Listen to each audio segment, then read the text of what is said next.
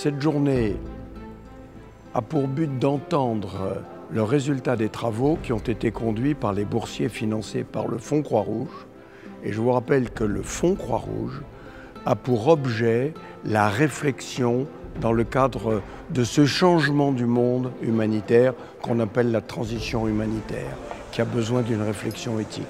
Et donc c'est le but du Fonds Croix-Rouge que de mener des travaux pour préparer les pays du Sud à reprendre en main, par leur autonomie, leur souveraineté, les actions qui concernent leur propre population. Plus on va vite, plus on commet d'erreurs. Donc nous, au monde diplomatique, comme au Fonds Croix-Rouge française, on a choisi au contraire de prendre notre temps. Et d'ailleurs notre slogan c'est, avec le monde diplomatique, on s'arrête, on réfléchit, on revendique le temps long, on revendique de s'arrêter, de discuter et de prendre le temps de partager avec d'autres.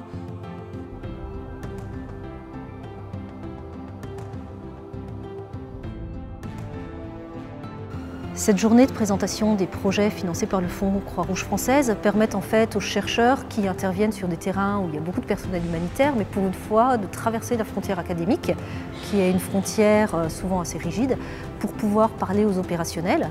Alors ça permet de sortir un petit peu du précaré académique, qui est souvent assez théorique, dans lequel il peut y avoir de la critique des actions humanitaires, etc., mais qui est peu lu, peu transmis aux personnes qui aimeraient écouter cette critique ou qui aimeraient la contredire ou l'enrichir, etc. Donc pouvoir traverser cette frontière, ça permet tout simplement d'avoir du répondant, donc d'avoir aussi une restitution pour le chercheur et d'enrichir donc sa propre recherche et si possible d'enrichir aussi les praticiens de l'humanitaire, de leur permettre d'avoir un regard un peu distancié sur leur propre action. J'aime bien le format de la table ronde parce que par thème, on a plusieurs interventions sur plusieurs thèmes et je trouve ça assez riche. Chaque personne peut un petit peu rendre compte de son expérience, de ses résultats s'il y en a, du terrain qu'il a étudié. Qu'il y a une convergence entre la presse, entre le monde de la recherche et les professionnels de l'humanitaire. La presse est toujours à la recherche d'idées, elle a besoin de mise en perspective. Et le fait de rencontrer à la fois des gens de terrain, mais aussi des gens qui sont un peu plus dans le recul et dans la recherche et qui donc donnent des tendances de fond, cela permet de cerner les idées, de cerner les sujets possibles et bien entendu, la finalité c'est de relayer ce genre de problématiques. Je pense qu'il y a souvent une impression que les chercheurs qui travaillent sur l'humanitaire sont contre les humanitaires. Ce n'est pas ça du tout le cas.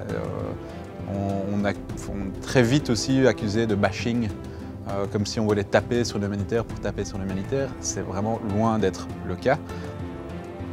Alors cet après-midi, pourquoi vous parlez de la localisation de l'aide humanitaire? Tout d'abord, c'est un sujet qu'on a au fond depuis le début. Je pense qu'on a fondé notre mission sur la diversité des points de vue en privilégiant les perspectives locales. Vous avez pu le constater ce matin. Il nous a paru évident qu'après des décennies d'action humanitaire internationale, les acteurs et auteurs du Sud étaient trop peu visibles, que ce soit dans la littérature ou les réflexions. Et cela, ce n'est plus possible. Parce que nous, on est présents, comme vous le savez, avant, durant et après les crises. Et c'est surtout ça que nous avons voulu faire valoir aujourd'hui, c'est que la localisation pour nous, c'est cette présence continue dans la communauté, c'est la gestion du risque autant que la gestion du désastre. Et c'est pour ça qu'aujourd'hui, comme vous l'avez vu, les gens sont venus avec des points de vue tout à fait intéressants, parfois divergentes, sur la manière d'opérationnaliser le concept. Mais en tant qu'organisation humanitaire, on a besoin en permanence d'améliorer ce qu'on fait sur le terrain. Et une des façons de faire, d'améliorer nos pratiques, c'est d'écouter ce que disent les patients qu'on soigne, mais aussi d'écouter ce que disent les chercheurs qui regardent nos pratiques. Donc on vient ici aujourd'hui pour écouter ce que les chercheurs disent sur l'évolution du monde humanitaire. En particulier, il y avait aussi un article spécifiquement sur Halima, pour nous questionner notre pratique et l'améliorer en vue de délivrer des secours plus efficaces pour les populations. On se pose des questions sur l'utilité de la recherche, sur l'utilité de nos travaux. Et on se dit que ce plateau-là qui est organisé aujourd'hui par le Fonds est une bonne vitrine de ce que font les chercheurs de manière générale, mais en sciences sociales, vu la thématique qui est abordée. L'optimisme que j'ai entendues ici, surtout du fait que nos interlocuteurs du continent africain veulent se prendre en charge.